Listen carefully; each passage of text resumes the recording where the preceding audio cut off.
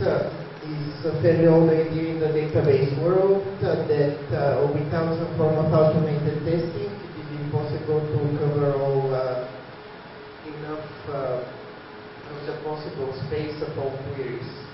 No matter how many manual tests you write, you can only cover as much. And without some form of automation, without some form of log generation, it is simply impossible to test a system as complex as a database system.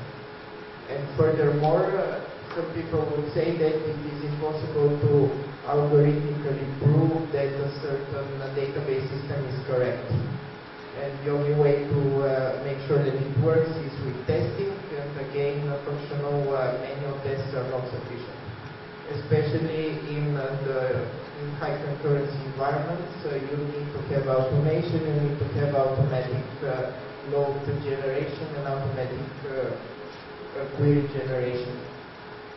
This slide is from the original paper by a guy named Slutz from Microsoft, who says that unfortunately manual tests cover only this small portion of the entire search space, and in order to get decent coverage, you need to at least cover the intersection between bugs and customer usage scenarios.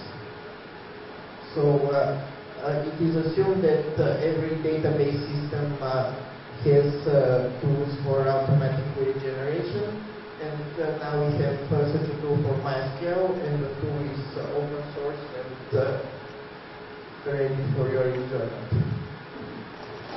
This is basically what the tool does. It initially generates a data set with random data based on a specification, and then on this data set it executes queries, random queries that are derived from a configuration file, as you will see later.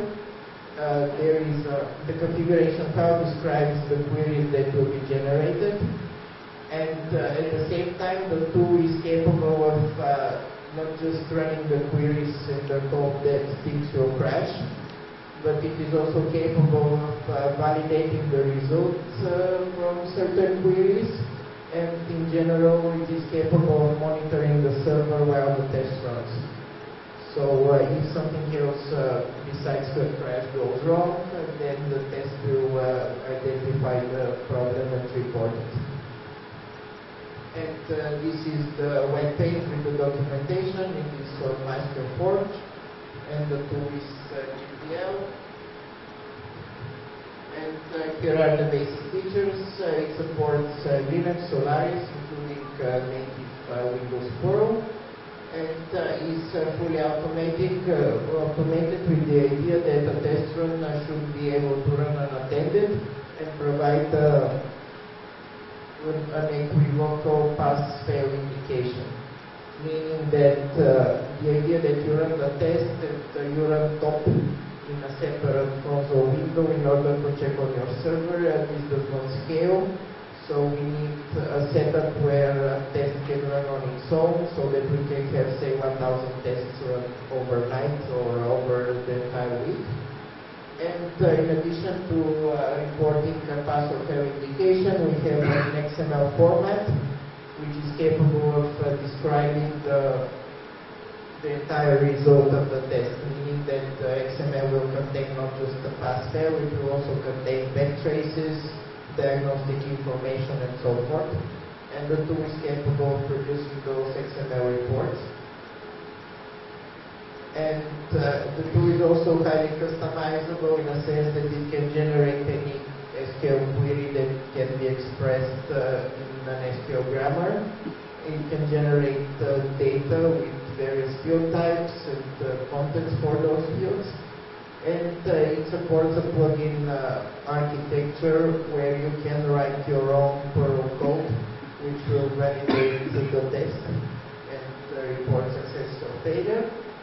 And finally, the idea is for the test runs to be repeatable, which means that every time that I say that something is random, it is actually pseudo-random with a specific fixed seed for the random number generator, with the goal for the test to be repeatable. If you have, of course, a concurrent test, some thread interactions will make each one unique, but at least the basic queries that participate in every test, the basic data that is generated will always be the same for any given seed value that you specify. And here is a little bit bastardized by PowerPoint, the way the configuration file works for the SQL grammar.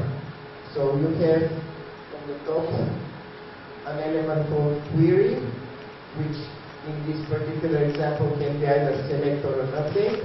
And then you have a separate where statement, which can be either is no or greater than. And from this grammar, the tool will generate valid queries. And you can use certain convenience functions in the grammar, like just a random digit or pick some table from the database, and so forth.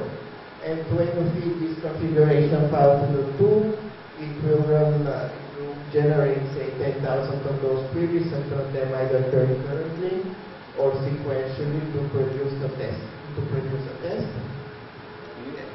So it will say that it will generate queries which mix of select and update. Sorry? This grammar says that generated queries it will be mix of select and update. Yes. And can you specify the probabilities of the branch? Well, right now no, but if you have a separate rule for your grammar rule for your selects and separate rule for the update, then if you mention the select rule more than once, then it will be chosen more frequently than the updates. Of course, this is a valid concern and it will be addressed in the future version. And here is another more detailed example, again some formatting by PowerPoint. But again, you have the top level element, and then you have the grammar elements for the branches. And here we have an insert grammar rule, which will cause 33%, one-third of all queries in this workload to be inserts. And this is basically how the tool will generate a valid query. It will start from the top level query element. Here, and it will pick, say, the update, and it will start replacing all the stuff that is prefixed by underscore with valid identifiers from the table. So if you have, say, update table set field equals digit, then it will take a valid table from your schema and a valid field name, and will generate a random digit and will produce a valid query. And here you can see this in action. We have the field has been replaced by F1, the table has been replaced by T1, and here you have another mentioning of a field, so another random field is chosen, and finally a random digit as well.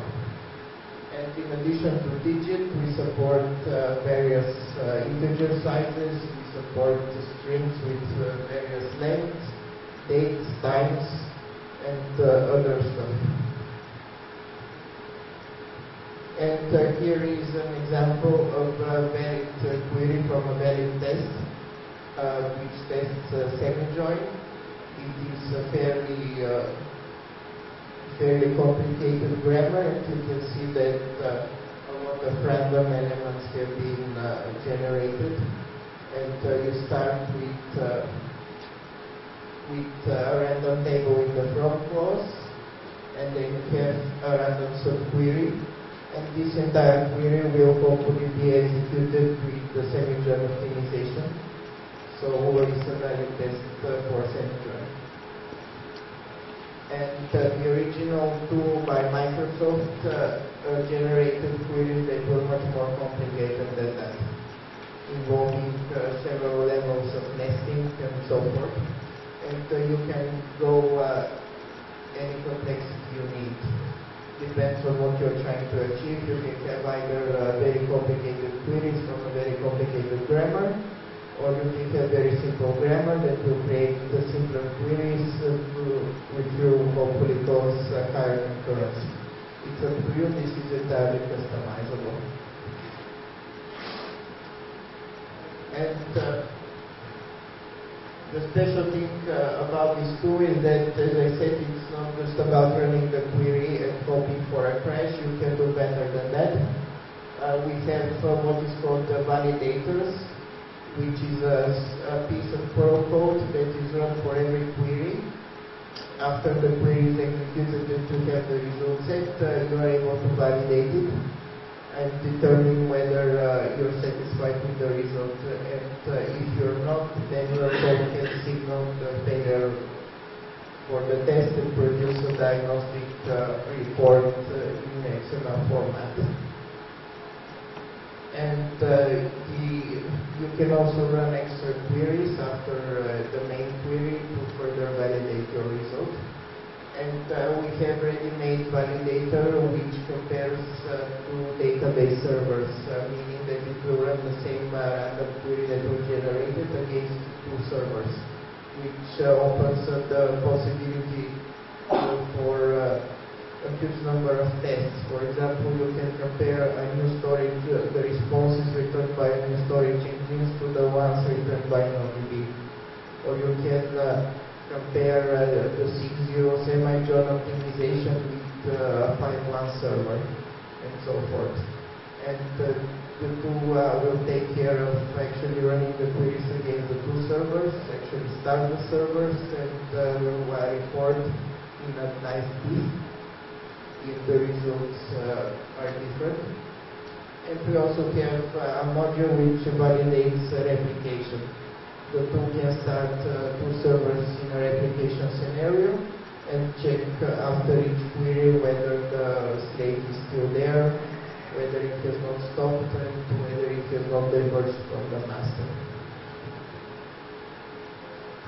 And we also have a different type of plugin modules which are called the reporters. And they run either periodically or at the end of the test to sort of check on the server independent of any particular query. And we have a set of built-in reporters which do fairly nice deadlock detection, meaning not transactional deadlocks, but if the entire server has deadlocked. And in case of a crash, you get a nice backtrace. And the tool is also capable of forcing a crash in order to test recovery. And you can write any number of those in Perl. And one thing that this tool can be used for is testing MySQL in your own environment, which is basically the test would consist of the following three steps. First, you either describe the data you wish for the tool to generate in a configuration file, or you use your own data, and then you specify the SQL grammar that you want the queries to be generated from, and you can run those queries either against the data you generated or existing data that you have. And finally, you get those monitoring features that were just mentioned, or you can write your own monitoring plugins to check on the outcome of the test. And here are some practical examples for real-life MySQL situations. For example, the optimizer in the server is constantly being improved, including a new variable called optimizer switch that is currently 6.0, but will make it to other versions, which allows you to modify the behavior of the optimizer, turn specific optimizations on and off. And usually the improvements would be across the board, but sometimes some queries will suffer at the expense of a greater set of queries that will get the improvement. So the question is whether your particular workload will benefit from a specific optimization setting or a specific server version.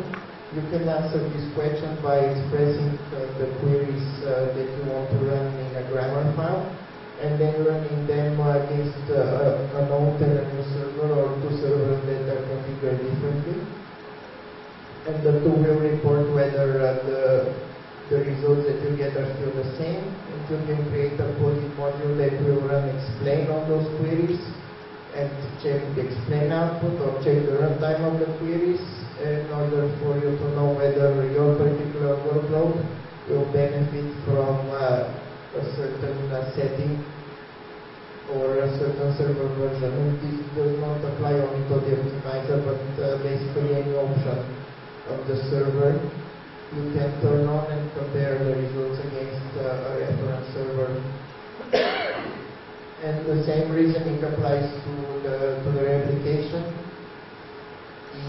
Currently we support either statement-based, role-based or mixed mode replication, including some other flags. So you can potentially express your workload in an SQL grammar and then run this in a replication scenario and check whether your slave is okay, whether it is lagging behind. Because if you move from, say, statements to role-based replication, you may find out that the general behavior of your system has changed. That, for example, you accumulate a lot of binary log files and the slave is lagging behind. Or on the contrary, you can experience benefits. So it is possible to test all those hypotheses in a controlled environment. And finally, if you are considering running an experimental or a new storage engine, then you can test it beforehand for your particular workload. Question. Does this include any provisions for testing performance conditions? Well, we do not have a plugin that will compare the runtime of the queries, but you can easily write one. You can intercept the query after it has been executed and run explain on it. And then check the number of rows that will be examined by a specific query. Or you can time the queries on two different servers and write the performance measurement yourself. Currently, there is only a module which compares the result sets across two servers, but writing a module that does explain and compare the results from the explain in this framework would be fairly easy. And with the new storage engines, we have observed that sometimes results that are returned do not be what you would expect from MyISAM for various reasons. So it would be a nice way to test this. You model your workload in an SQL grammar, and then you run those queries against the new engine that you consider using. And then you can monitor your server and see whether you like the performance profile, whether you like the results that are being returned to you.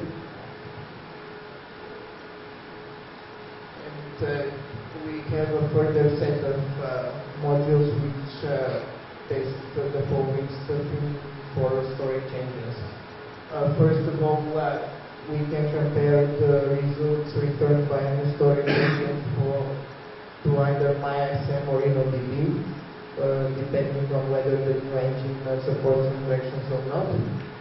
And we also have a set of tests for transactional integrity, meaning that these two can be used to test whether transactions are atomic and isolated, and whether repeatable read works.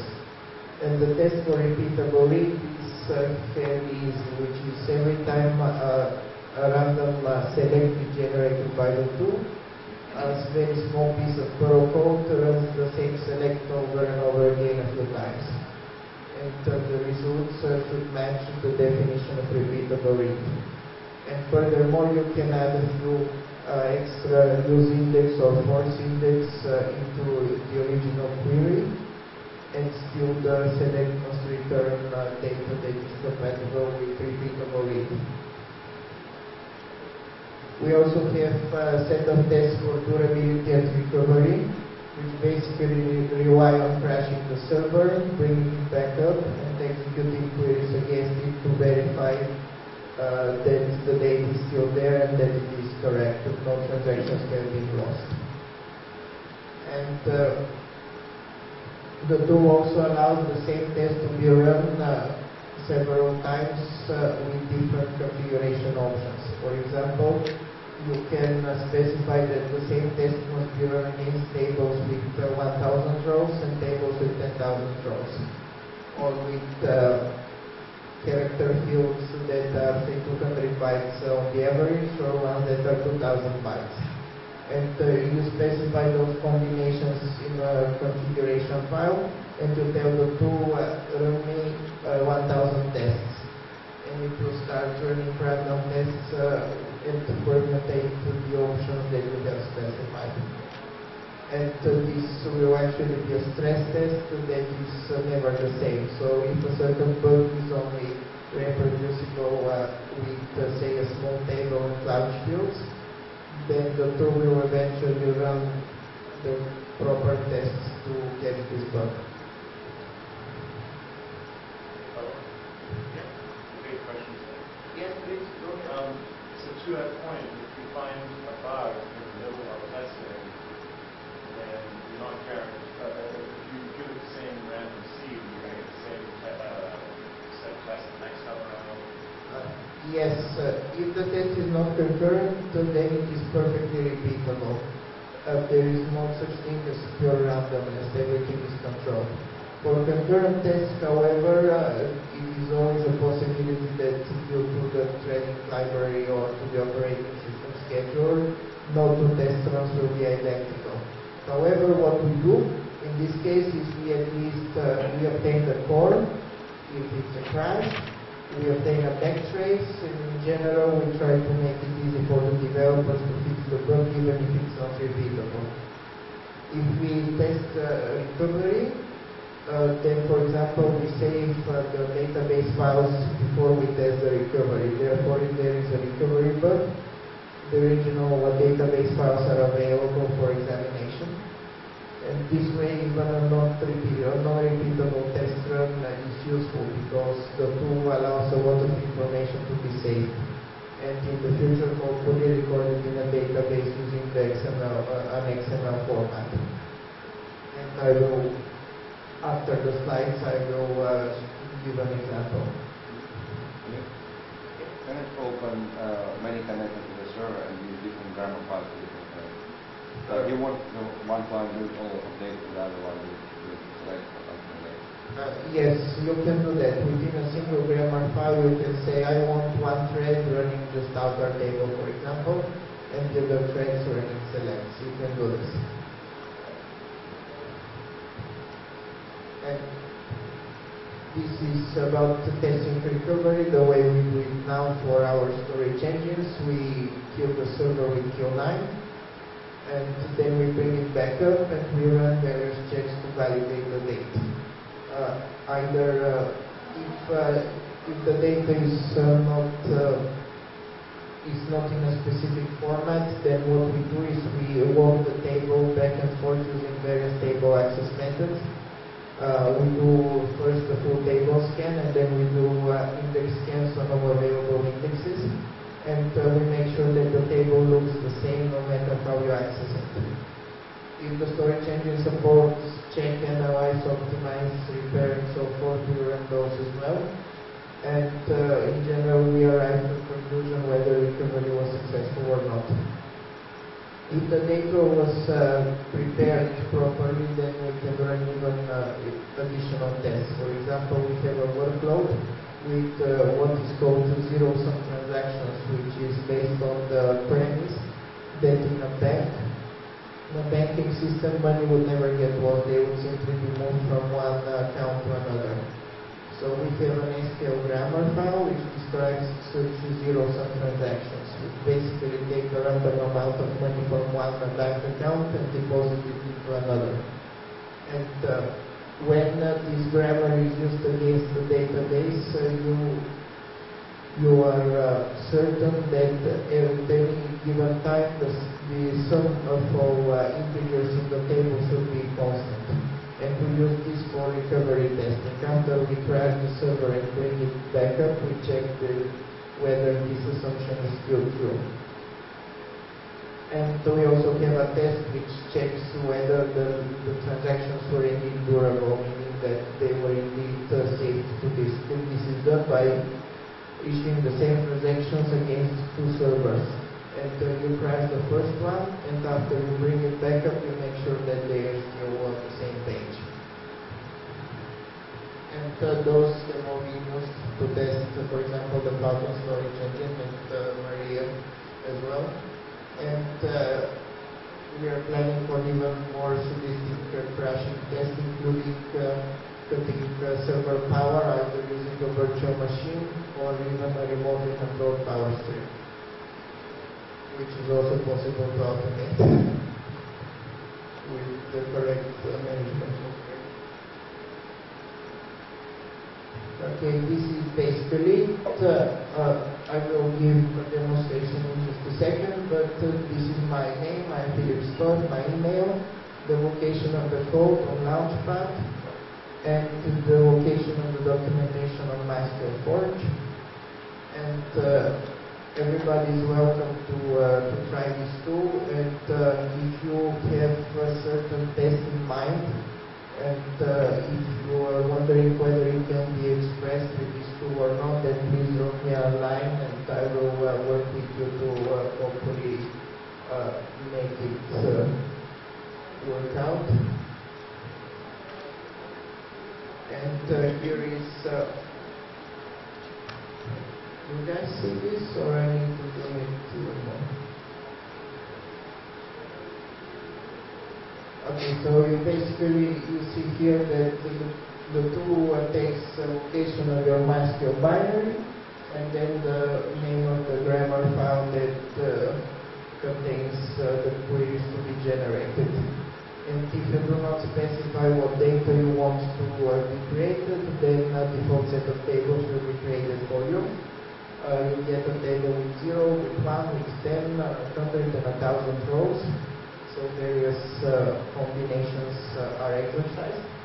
And then you just run the tool, it will start the server. This looks more like NPR. Here you see the table being created. And then we see a crash right away. And the tool will report the back traces of all threads, so that them can be recorded in a database. And on the top of all this, you will see the crashing thread on its own. Here we have a crash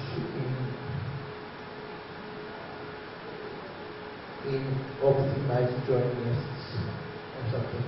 And all of this, we have a system which basically runs dozens, hundreds of those tests for either on a weekly basis or for every push that we make into the tree. And all those call stacks are saved in a database. And finally, the tool reports an exit code 101 being a crash before recovery. So it is very easy to include this into automatic regression testing. And let me show you grammar out of the way.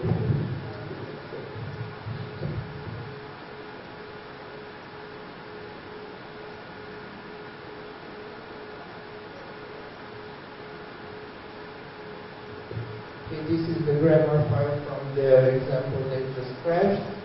As before we start up the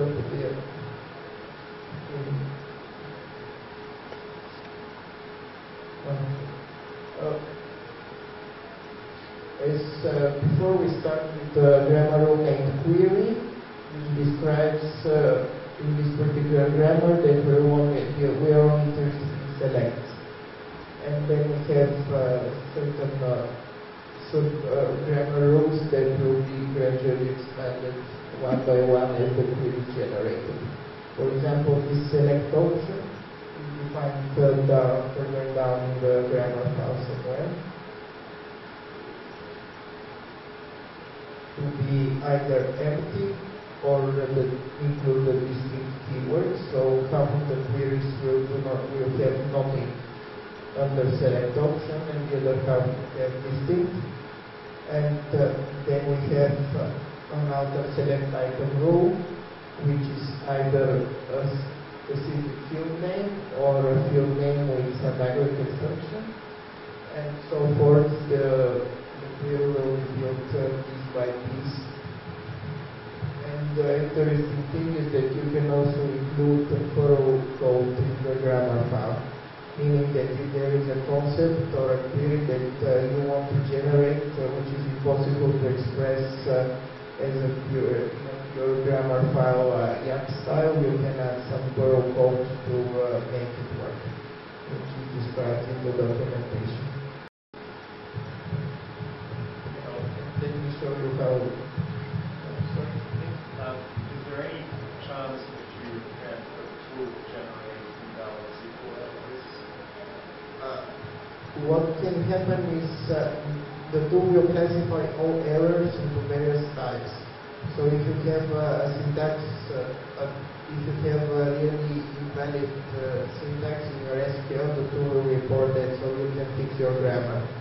But there are other types of errors which occur just because of the randomness of things. For example, if you create random insert statements, you're very likely to run into duplicate key errors and other stuff like this. The tool will classify those errors as non-fatal and the test will continue.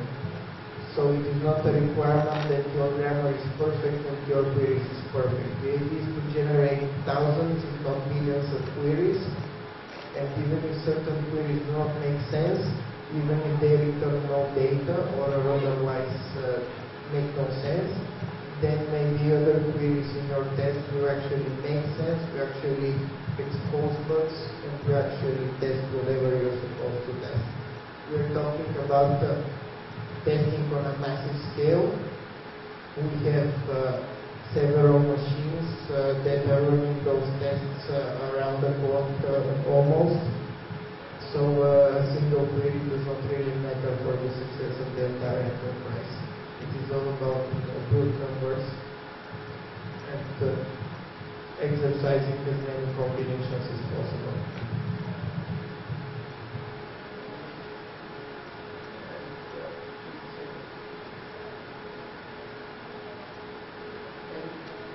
And this is again how a query would look like generated from the same grammar file. So this is a query that is similar to the one that we described in the server, for which we have the backtrace. And I have tried to simpler or more complex query. There is always a trade-off because the more complex your query is, the less likely it is to make sense, and the more likely it is for the optimizer to optimize the way, deciding that it will not return any data. So by tweaking the grammar, you can go either way. And this query in particular is fairly well formed because, as you see here, we are comparing a time column to a date, which is sort of borderline acceptable.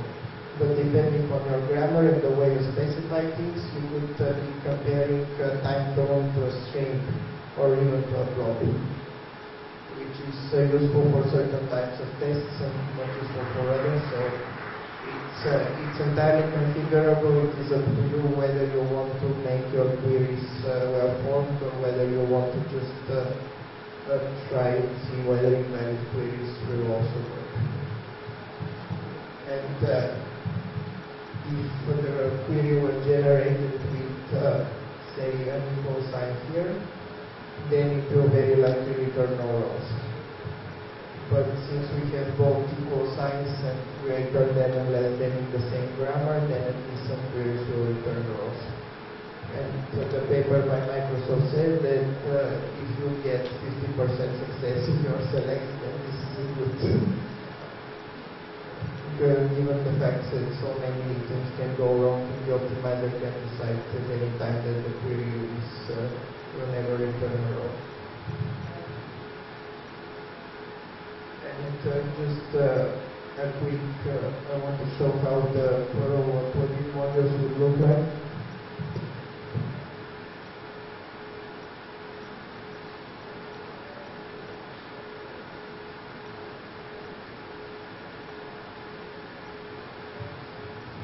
Okay, this is basically the test that checks for repeatable read, which operates on the principle that we take the original query and then we add those predicates to it. And given those really invalid numbers, all those queries should be equivalent. Whether you add those ends to the query or not should not really matter for the result that the query returns. It only matters for the execution plan. So if you run the original query and then we run those modified queries, we compare the results from all four, and if they match the repeatable read conditions, then the test is considered successful.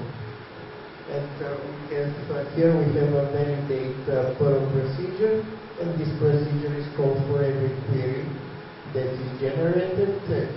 The procedure is provided with certain parameters so that you know what query has actually been generated.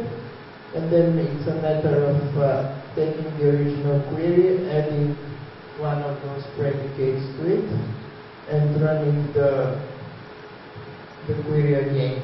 And if then we compare the two queries, and if the result is that the queries are different, the result sets are different, we return the appropriate error, and we also provide the diff to standard output. And then we run the same query again to see whether the repeatable read issue was permanent or transient, but this is for debug purposes because this is one of those situations where the bug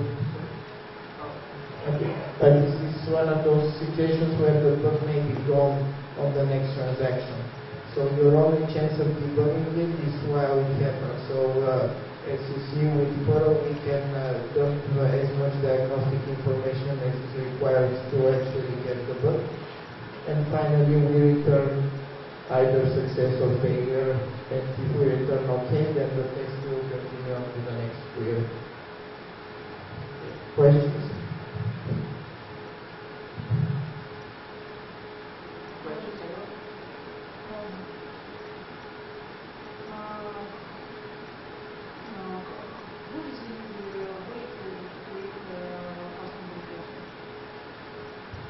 You take one of the existing ones and match it for your needs, or you send me an email describing what your need is and what you actually want to validate, and we work together to figure out how to express it and how to achieve it. Have you used this, or do you know of people using it to test their schema designs as opposed to like storage engines? Sorry? It's obvious how you're able to test storage engines with this, but I'm wondering if you or other people have used it to test their schema design. I personally have not. It was like also one of my question, what do you think could be also used besides testing of MySQL Advanced and MySQL Garage? Well, one of the things that I thought could be done is the following procedure. You describe your own data, you describe your own queries, and then you run it with your own custom validator, you check all the stuff that is important for you. Yes, and then if you would have things to measure timing, like then people would be able to test their database design and choose what indexes to use and whether to use these tables or use this table. They may able to simulate the workload of the application and you'll be able to benchmark their database design. But you need to measure time. Well, one thing that I have done as an experiment is run explain on a set of generated queries with subselects, and the tool is able to report at the end that a given percentage of the queries never used an index, for example, or their explain output was somehow problematic. And then you definitely get a list of those and make sure that you either don't use them or otherwise make sure you fix them.